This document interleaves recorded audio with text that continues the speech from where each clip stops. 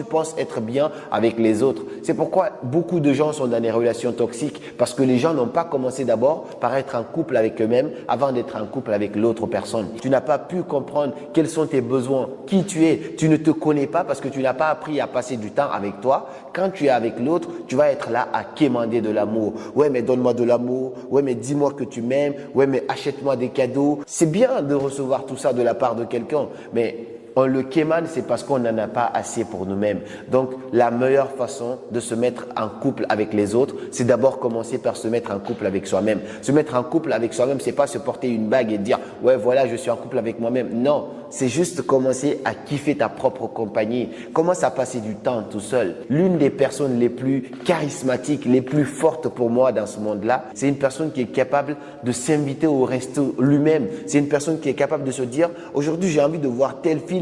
J'y vais, je vais voir ce film. » C'est une personne qui est capable de se dire « J'ai envie d'aller dans tel pays parce que je ne l'ai jamais vu. Ok, il n'y a personne qui veut venir, j'y vais quand même. » Une fois que tu as atteint ce niveau-là, il n'y a personne, mais jamais personne qui pourra déstabiliser ta paix intérieure. Et la troisième chose que je veux que tu retiennes sur l'amour, que personne ne t'a jamais dit, c'est que les couples qui s'affichent le plus ne sont pas forcément les couples les plus heureux.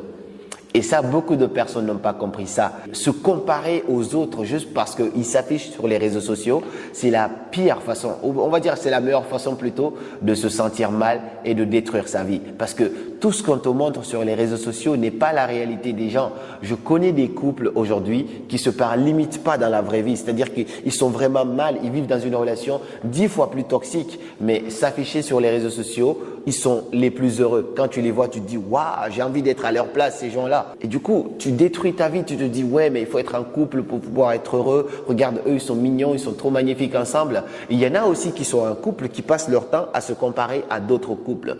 Les couples qui s'affichent ne sont pas forcément les plus heureux. Une fois, je t'ai raconté cette histoire ici. J'avais deux amis qui étaient en couple, mais qui s'entendaient absolument pas, qui ont été avec moi dans une autre ville. On a été à la plage, on a rencontré deux autres amis qui étaient en couple. J'étais le seul maillon qui n'était pas en couple, mais j'étais bien avec moi-même, j'étais vraiment très bien aligné. Mais moi, j'ai fait ce constat-là. Mes deux amis avec lesquels j'étais parti, s'entendaient pas très bien, ça n'allait pas, mais ils étaient en couple quand même. Ils sont allés, ils ont croisé deux autres amis. Ils pensaient que eux, c'est le couple parfait parce que eux, en public, ils savaient vraiment se tenir la main, se faire des bisous, faire comme si tout allait super bien, alors qu'en réalité, ils étaient dans la relation la plus toxique qui puisse exister. Ils s'entendaient pas du tout quand il y avait personne. À deux, c'était l'enfer. Mais quand mes deux amis avec lesquels je suis parti ont vu ces deux autres-là, la fille, elle a commencé à faire des reproches à son copain. Ouais, mais toi, tu me fais pas ça. Regarde, ils sont tellement mignons. T'es trop toxique, tu fais pas ça, ainsi de suite. Elle a